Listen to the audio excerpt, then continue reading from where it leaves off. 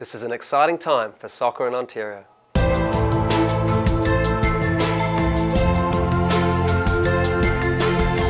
We're embarking on a new, unified and consistent approach to developing the game.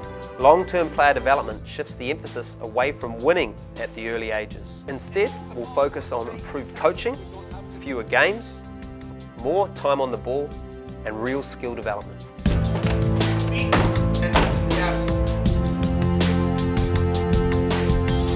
We're finally starting to realize that the most important thing is player development, and the earlier we can get that implemented, I think the better our kids will become long term. We tend to have a culture to win here in Canada as opposed to a culture to train.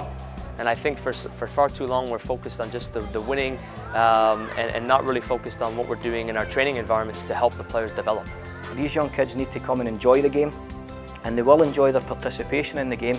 But if we can give them that feel-good factor as well, that they've actually gained some form of success, irrelevant of the score, irrelevant of the winning of a trophy, etc. Again, I think it goes a long way to improving players. Step on it. Okay.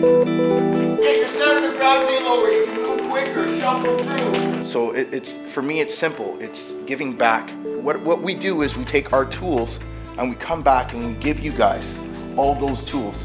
And the only way we are going to get better as a country in playing is showing you guys a little bit of everything that we get, a little bit from this team, a little bit from that team, a little bit from the coach. You're going to remember that.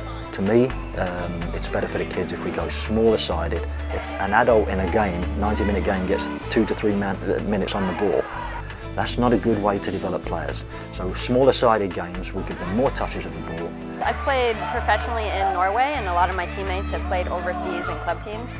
One of the first things you notice when you leave North America is that the skill level, the baseline for passing, first touches is just so much higher than it is here.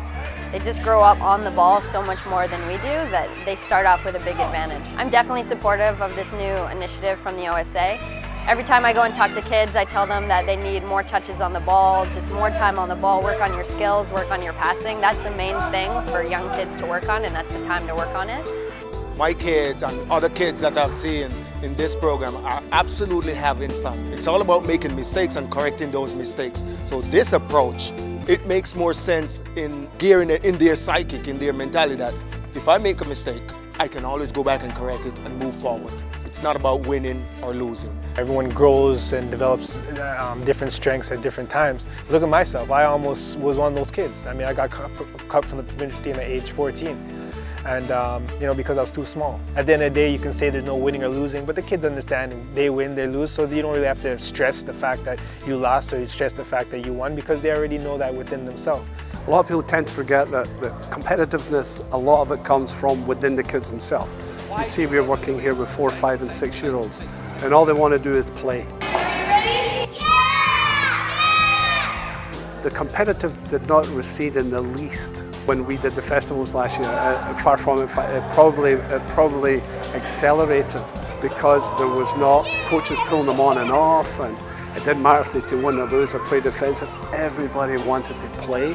Ultimately, I think the more kids we get that are skilled in this game, the longer they'll play, because it's just fun. It's just fun when you can make a pass or a first touch or take a great shot. So I think this is definitely the route we should be taking. And it's proven, it's happening in Europe, everywhere. Finally, we're doing what other countries are doing about hockey. They're coming to Canada and learning from the best, and we're looking at Brazilian Federation, we're looking at English, we're looking at Italian. So we're going right back to basic development of the child, physically and mentally, and if we can put a ball in there so they're doing that at the same time, then we feel we're on the right track.